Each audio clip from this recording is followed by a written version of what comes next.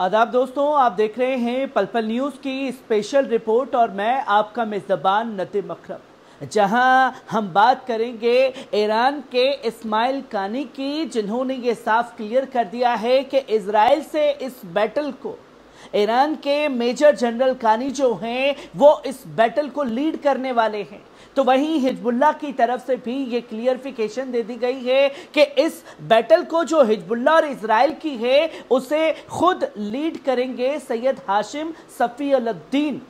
ये वो दोनों शख्स हैं जिनके दावे किए गए कि इन्हें इजराइल ने शहीद कर दिया है। पर अब इस्माइल कानी भी सामने आ गए हैं और इस्माइल कानी ने एक बड़ी धमकी इजराइल को खास तौर पर दे दी है, जहां मेजर जनरल कानी की इजराइल को धमकी दी गई है, जिसमें उन्होंने कहा कि हमने बार बार कहा है कि अपने घर भेज दो वरना बहुत देर हो जाएगी। जायोनी शासन ने घर की कीमतें लगातार गिर रही हैं, यूरोप में मकानों की कीमतें बढ़ रही हैं।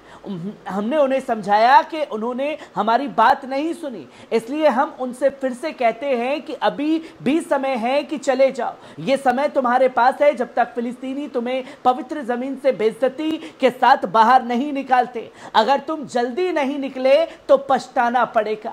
ये तुम्हारा आखिरी मौका हो सकता है। वे लड़ाई की अगुवाई करेंगे। ये केवल एक वाक्य नहीं बल्कि एक मजबूत संकल्प और आशा का प्रतीक है। इस संघर्ष में शामिल लोग अपने हौसले और एकजुटता के साथ आगे बढ़ेंगे, जो उन्हें चुनौतियों का सामना करने में मदद करेगा। ये लोग सिर्फ अपने लिए नहीं बल्कि अपने समुदाय और भविष्य के लिए लड़ाई लड़ रहे हैं। उनका नेतृत्व हमें ये याद दिलाता है कि संघर्ष कभी भी आसान नहीं होता, लेकिन साहस किया गया प्रयास हमेशा फलदायी होता है। वे सभी एकजुट होकर एक लक्ष्य की ओर बढ़ेंगे, चाहे वे राजनीतिक स्वतंत्रता हो, सामाजिक न्याय हो या अपनी पहचान की रक्षा करना हो। उनका मानना है कि जब हम एक साथ होते हैं तो हम किसी भी दुश्मन का सामना कर सकते हैं। इसलिए ये वाक्य वे लड़ाई की अगुवाई करेंगे हमें प्रेरित करता है कि हमें भी अपने अधिकारों और न्याय के लिए खड़े होने का साहस रखना चाहिए। उनकी लीडरशिप न केवल प्रेरणा है बल्कि ये हमें एक सशक्त भविष्य की दिशा में ले जाने का एक ऐलान भी है।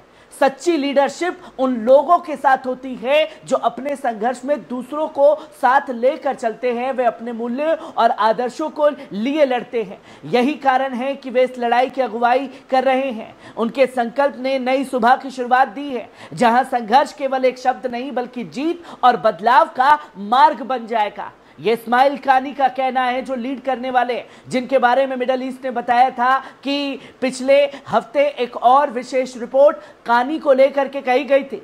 इन खुलासों की सबसे बड़ी समस्या ये है कि ये केवल एक कल्पना है, जिनका असली लोगों से कोई संबंध नहीं था, जिनके बारे में बताया जा रहा था कि भैया मौसाद के एजेंट है, नसरुल्लाह को शहीद करवाने में इनका काम है। तो वहीं Islamic revolutionary guard corps IRGC के कुदस फोर्स के कमांडर ब्रिगेडियर जनरल इस्माइल कानी सुरक्षित है और जांच की जा रही है, ये बताया गया, क्योंकि उन पर बड़े सुरक्षा उल्लंघन के आरोप लगाए गए। तेहरान, बगदाद और बेरूत में 10 अनाम स्रोतों ने मिडल ईस्ट आई की स्वादत अल सलही बताया कि कानी और उनकी टीम एक ऐसे लॉकडाउन में है जो किसी हॉलीवुड फिल्म की कहानी की तरह है। रिपोर्ट में यह भी कहा गया कि पूरी ईरानी राजदूत इराज माजेदी ने कहा कि कुदस फोर्स के कमांडर अच्छे स्वास्थ्य में हैं, अपनी रोजमर्रा की जिम्मेदारियां निभा रहे हैं, लेकिन मिडल ईस्ट आई ने इसे पूरी तरीके से नजरअंदाज कर दिया। रिपोर्ट में यह बताया गया कि हर कोई IRGC में जांच के तहत है। जैसा कि जब आप अजीब दावे कर रहे हो तो पूरी संस्था को शामिल कर लेना उचित है। उनकी हिरासत में रखा गया है जबकि जांच जारी है।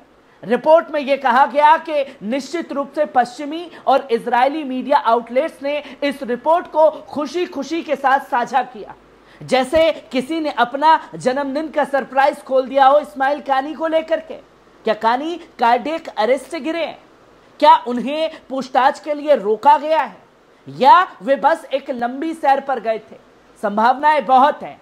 अटकलें एक बड़े मीडिया तमाशे में बदल गई। मिडल ईस्ट आई की रिपोर्ट आने से पहले कुछ मीडिया आउटलेट्स ने पहले ही उन्हें मृत घोषित कर दिया था। क्योंकि वे लेबनान की राजधानी में हिजबुल्लाह नेता सैयद हसन नसरल्लाह के इजरायली हमले के 2 दिन बाद से गायब थे। सार्वजनिक दृष्टि से गायब होना उनके लिए जैसे एक तरह से सामाजिक रजिस्ट्री से हट जाना था, कम से कम उस दुनिया में जहां मिडल ईस्ट आई के स्रोत रहते हैं। इससे पहले टाइम्स ऑफ इजराइल, जो तेल अवीव द्वारा एक चलाया गया चैनल है, उसने 7 अक्टूबर को एक रिपोर्ट में कहा कि कुदस फोर्स के कमांडर बेरूत में हमलों के बाद से सुनाई नहीं दिए हैं। और रॉयटर्स का हवाला दिया गया कि जब उनसे पूछा गया कि क्या कानी इस्माइल हमले में मारे गए हैं, तो इजरायली सेना के प्रवक्ता लेफ्टिनेंट कर्नल नडव शोशानी ने कहा कि हमलों के परिणाम का अभी भी आकलन किया जा रहा है। रिपोर्ट में यह कहा गया था, जिसमें उनकी मौत की खबरों का जश्न मनाने की इच्छा थी। मिडल ईस्ट आई की रिपोर्ट के बाद टाइम्स ऑफ इजराइल और कई अन्य इजरायली मीडिया आउटलेट्स, जिसमें जेरूसलम पोस्ट भी शामिल है, उन्होंने कानी को मृत कर दिया और होने की कहानी में बदलाव कर दिया। यह बदलाव ऐसा था जैसे कोई अपने किए गए गलती से चुपचाप बाहर निकलने की कोशिश कर रहा हो। अल अरेबिया और स्काई न्यूज अरेबिक ने भी इस खेल में शामिल होते हुए कहा कि कानी निगरानी और अलगाव के अधीन थे। इजरायली नेताओं की हत्या के बाद स्काई न्यूज अरेबिक ने अपने इस गंदे खेल में एक कदम आगे बढ़ते हुए यह दावा कर दिया कि कानी को कार्डियक स्ट्रोक आया है और उन्हें अस्पताल में भर्ती कराया गया। ये सब ऐसा लग रहा था जैसे वे मीडिया टेलीफोन के खेल में जारी हो। हर कोई दूसरे से बेहतर दिखाने की कोशिश कर रहा था। उन्हें किसी तरह यकीन था कि कानी मृत है, बस उन्हें नहीं पता था कि कैसे और कहां और क्यों।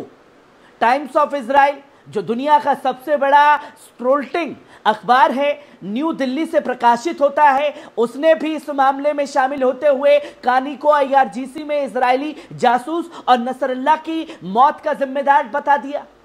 ये सभी सामान्य समाचार आउटलेट्स कानी के सार्वजनिक रूप से न दिखने पर काल्पनिक कहानियां बनाने के लिए बेताब थे, जो कि कोई कोर कसर नहीं छोड़ी गई।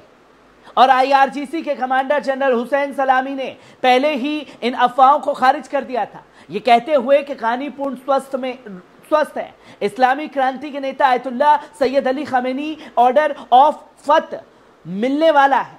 ऑर्डर ऑफ फत ईरान का दूसरा सबसे बड़ा सैन्य सम्मान है, जो हाल ही में IRGC के एरोस्पेस कमांडर अमीर अली हाजी जादे को भी दिया गया था।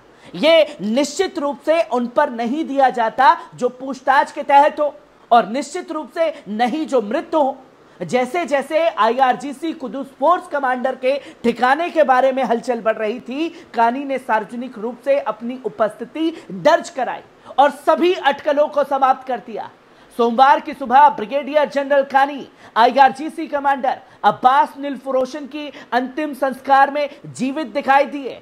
मीडिया ने फुटेज प्रसारित किया, जिससे कई पत्रकारों को यह समझाने में परेशानी हुई कि उनके अनाम स्रोत ने इस बड़े मोड़ की भविष्यवाणी क्यों नहीं की कि कानी कहां है।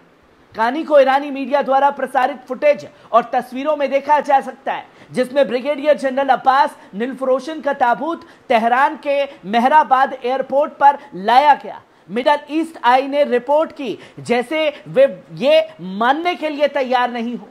टाइम्स ऑफ इजराइल विशेष रूप से चौंका हुआ था, जिसने रिपोर्ट करते हुए कहा कि वहां जो कोई कानी की तरह दिख रहा था, उस कार्यक्रम में देखा गया और संदेह का एक धागा भी अभी बरकरार है। मतलब ये माने कि जो न्यूक्लियर साइट्स है ईरान की, और ये कई मीडिया आउटलेट्स ने छापा ईरान की, कि न्यूक्लियर की मेडिसिन से जनरल मेजर कानी को फिर से जिंदा कर लिया गया है। ये वो तस्वीरें हैं दोस्तों, जहां ये बताया गया कि नसरल्लाह की मौत के लिए खासतौर पर सुपारी लेने का काम जनरल कासिम कानी ने किया था। और अब ईरान की तरफ से भी यह डिक्लेयर कर दिया गया है कि वो इजराइल ईरान की बैटल में पूरी तरीके से लीड करेंगे। और वो दो चेहरे खुलकर के सामने आ गए हैं जिनकी मौत का दावा बार बार किया जा रहा था।